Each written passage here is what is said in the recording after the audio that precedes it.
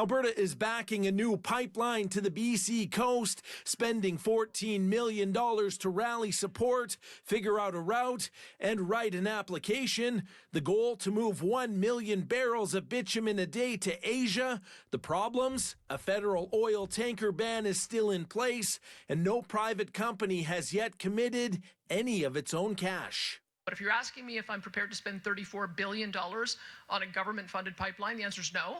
And I think, again, it would be a failure of the process if that's the only way to get a pipeline built in this country. We have to repair the process so that we can get private sector dollars back here.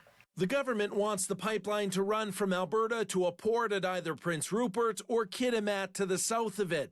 But BC's Premier on Wednesday called the effort a distraction and wedge politics. David Eby says the Fed should instead approve projects in his province that already have investors.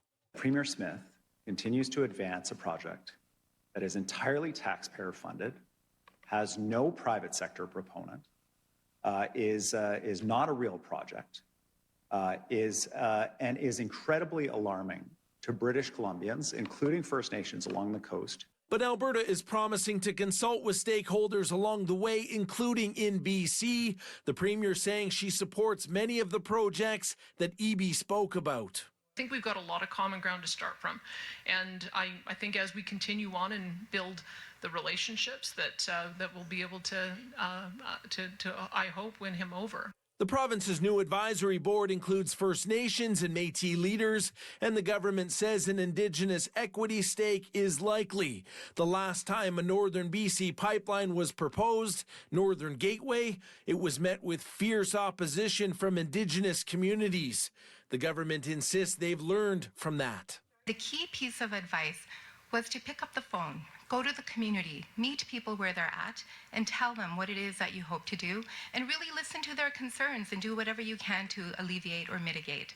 This is not the first time the UCP has put Alberta tax money into a pipeline project. The government, under former Premier Jason Kenney, lost $1.3 billion in 2021 when the Keystone XL project to the United States was canceled. I mean, I guess thank God it's only $14 million, which we have no capacity to get back. I didn't hear her say it's an investment in equity or anything like that.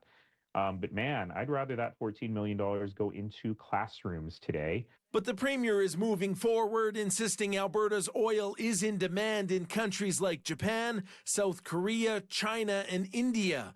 The province plans to submit the application in the spring, so we will see how frosty things get between Alberta and BC this winter. From Edmonton, Sean Amato, City News.